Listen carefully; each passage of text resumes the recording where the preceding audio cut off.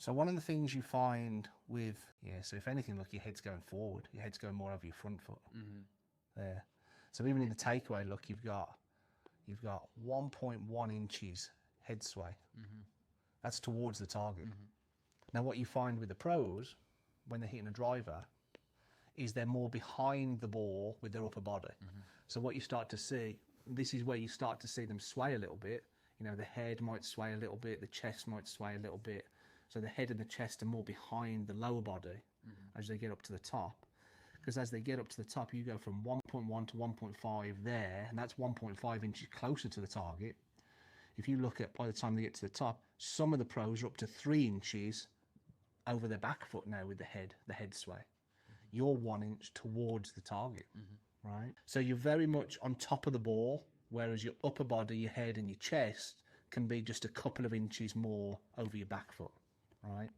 And I'm just wondering if that would, when you start taking it away and that club head moves more lower on the inside, if that would contribute to your head and your chest swaying a little bit, right? It's a good way of thinking about it, I think.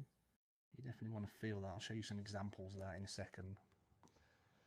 And definitely, you know, what we saw on the TrackMan with regards to where you position the ball's a little bit too far inward. So you could, I mean, if you had the ball position off your left toe and you swayed more behind it, I think that's what we could practice, right? With the club head staying low and inward. So you really feel like that upper body's getting a little bit behind your lower body, but more importantly, much further behind the ball position, right? Because on the TrackMan, you're definitely coming down and hitting down on it too much, right?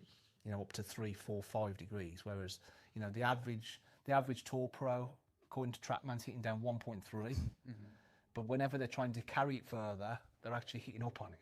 So you've got to stay behind it to be able to hit up on it, right? You haven't got to hit down because it's not on the ground, it's on a tee.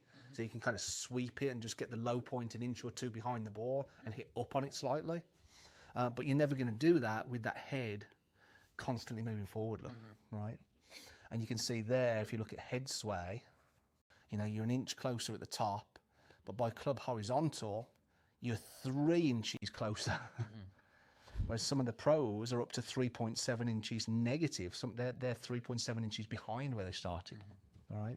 Now those are the guys that have probably swayed 3 inches at the top, and they just kind of swayed like another half an inch, you know, 0.7 of an inch more as they over the back foot as they come down. But again, the idea is to stay behind it more with the lower body, so you can get the low point behind the ball and actually hit up on it slightly, just fractionally, just fractionally.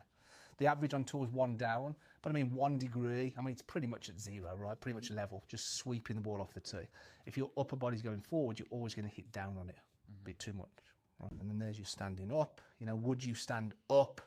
You know, yes, you know, there's an element of the thrust with the pelvis coming towards the ball. We know that.